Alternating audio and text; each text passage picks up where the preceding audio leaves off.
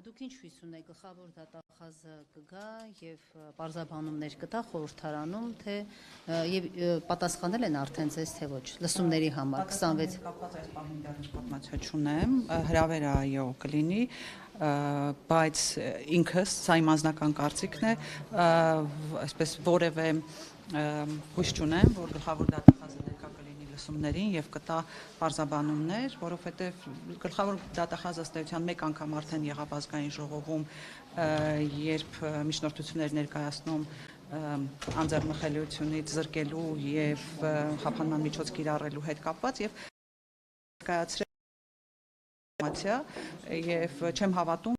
այսինքն այս լսումների ընթացքում գալու է որպեսզի շտկի իր կողմից ներկայացված խեղաթյուրված ինֆորմացիան։ Լսումներին իհարկե հրավիրելու ենք նաև միջազգային կառույցների ներկայացուցիչների, որովհետև տարօրինակ կերպով միջազգային կառույցները շատ իներտ են այսօր Հայաստանի Հանրապետությունում տեղի ունեցող ժողովրդավարության դեմ ոտնձգություններին, այնպես որ սպասենք պատասխաններին։ Այս հայտարարության հիմնական ինչ է հիմքում դրել, այսինքն ինչ խնդիրներ կան քաղաքապետարանի հետ կապված կոնկրետ թվեր եւ այլն, եւ հիմնական ինչ հարցեր Հայտարարության մեջ ուրեմն արծարծվում է քաղբանտարկյալների խնդիրը, ինչպես նաև իրավական համակարգի հետ կապված բացթողումները, որոնք բերում են անձանց քաղբանտարկյալ ճանաչելու կարգավիճակին։ Թվերը պետք է հայտարարության մեջ այսպես կոնկրետ թվեր չենք նշել, որովհետև այդ թվերը պարբերաբար փոփոխվում են, մինչև հայտարարությունը պատրաստելը օրինակ դեռ կալանավորված չէին Վազգեն Սաղաթելյանը եւ Նարեկ Սամսոնյանը, հետեւաբար այսպես պարբերաբար այդ թվերը փոփոխության է ենթարկվում, բայց ես պետք է նշեմ, որ 60-ից ավել անց այս պահին ենթարկվում է քրեական հետապնդման քաղաքական դրդապատճառներով եւ գրեթե 40-ը այս պահին կալանքի կամ տնային կալանքի տակ է, որը եւս խափանման միջոց է եւ ազատության սահմանափակում։ Արդեն երեք տեսեք խափանման միջոցներ բավականին փոխվեցին Դավիթ Գալստյանի դեպքում, Արա Ռոստոմյանի դեպքում, այսինքն ըստ էության արդարադատություն իրականանում է ՀԿՊ-ն դա բարձրաձայնում է ասելով, որ տեսեք դուք ասում եք դատական իշխանությունը կախված է, արդարադատություն չկա, բայց տեսեք որքան արդար է քննությունն իրականանում։ Այդ նույն մարդկանց նկատմամբ այս պահին դեռ շարունակվում է քաղաքական ենթատեքստով իրականացվող հետապնդումը, բայց մենք տեսանք, որ կալանքը տնային կալանքով փոխարինելու կամ տնային կալանքները վարչական հսկողությամբ փոխարինելու զուգահեռ կին քաղաքական բանտարկյալի նկատմամբ դատարանը կիրառեց եւս 3 ամսով կալանքը երկարացնելու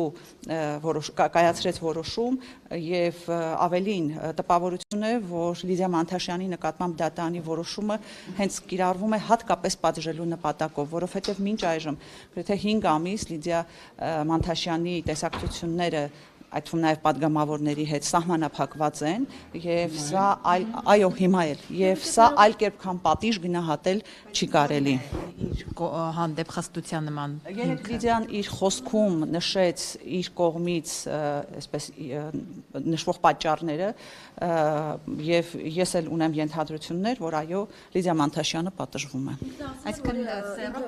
սերով պայմանավոր որովհետեւ կարծես թե մեղադրանքը շատերին նույնական է իր դեպքում ինչու է այդպես Լիդիա Մանթաշյանը նշեց, որ տեղեկություններ է պարունակում որևէ պետական պաշտոնյայի վերաբերյալ կամ միջադեպ է եղել պետական պաշտոնյայի հետ եւ դրանով պայմանավորված են նրան պատժում։ Ես չեմ կարող մեկնաբանել Լիդիա Մանթաշյանի խոսքերը, կարծում եմ ինքը ունի հիմքեր այդպիսի ուրեմն պատճառաբանություններ բերելու եւ իսկ իմ համոզմունքը մնում է այն, որ Լիդիա Մանթաշյանին դատարանը պարզապես քաղաքական իշխանությունների հրահանգով պատժում է։ Վարդանյան, այս հատկապես ասալա Բագրատ Սրբազանի գործի դեպքում մենք հիշում ենք այդ աղմուկը ահաբեկչություն եւ այլն, հետո իհարկե պարզվեց, որ այդ ձայնագրությունները այսպես մոնտաժված են եւ այլն, եւ հիմա երբ տեսնում ենք օգոստոսին է կարծես մեկնարկել, հիմա ինչ որ այսպես տնային կալանքների է գնում վարչական այսինքն մասնակիցներին այդպես մեծ աղմուկով այդ գործը եւ այլն։ Այստեղ դուք նաեւ այս ընդդիմության կողմից, հանրության կողմից այս ճնշման արդյունք չեք համարում եւ այդ դիզոնանսը ահաբեկչություն եւ հիմա այսպես շատ արագ Երևանիսը դրա մասն էր խոսում, հերթով տնային կալանքները փոխվում են, վարչական վերահսկողություն, այստեղ այս տարբերություն դուք չեք տեսնում։ Ես այստեղ երկու պատճառ եմ տեսնում։ Պատճառներից առաջինը կայանում է նրանում, որ այս գործը այնքան դատարկ է, այնքան սին է, ջուր, փուչիկ, ոնց ուզում եք անվանեք, որ այս պարագայում նույնիսկ դատարանը համոզված չէ, որ կարողանալու է այսպես ապացույցները բավարար են լինելու որոշում կայացնելու համար, դա իմ գնահատականն է եւ հաջորդը իհարկե հանրային դժգոհությունը, հանրային ճնշումը իր արդյունքը տալիս է, բայց եկեք չմոռանանք, հա, խափանման միջոցները փոփոխվում են, ոմանց նկատմամբ կալանքը փոխվում է եւ դառնում է տնային կալանք, մյուսներին վարչական հսկողություն, բայց քրեական հետապնդումը այս անձանց նկատմամբ շարունակվում է։ Այսինքն այս մարդիկ ստիպված են մասնակցել մի դատավարական ֆարսի, որը իրավական որևէ հիմնավորում չունի։ Տիկին Վարդանյան, կան այսպիսի մեկնաբանություններ, ասում են ընդդիմությունը, որը կարծում է հիմա Փաշինյանի մարդկանց քաղաքական հայացքների պատճառով է բանդարկում եւ իրենք էլ հետեւողականորեն բարձրաձայնում են այդ մասին, ասում են արդյոք պատրաստ են նրանք այս հարցը առավել արդյունավետ առաջ տանելու համար ընդունեն եւ ներողություն խնդրեն, որ օրինակ նաեւ նախկինների օրոք են եղել քաղբանտարկյալներ, հարցս հետեւյալն է, Հայաստան դաշինքը պատրաստ է քաղաքական գնահատական տալ, որ Ռոբերտ Քոչարյանի օրոք եւս եղել են քաղբանտարկյալներ։ Ես հարցին այսպես պետք է պատասխանեմ, եթե դուք հետևել եք իմ գործունեությանը, մինչև 2018 թվականը եւ 2018 թվականից հետո պետք է ֆիքսած լինեք, որ մինչև 2018 թվականը ես էլի բարձրացրել եմ քաղբանտարկյալների խնդիրը, այսինքն այն, որ Հայաստանում տարբեր իշխանությունների ժամանակ եղել են քաղբանտարկյալներ, դա անհերքելի է, բայց եկեք ընդունենք, որ 2018 թվականին այս իշխանությունները եկան նաեւ այն խոստումներով, որ Հայաստանի Հանրապետությունում պետք է լինի արդարություն, Հայաստանի Հանրապետություն պետք է լինի արդար եւ անկախ դատական համակարգ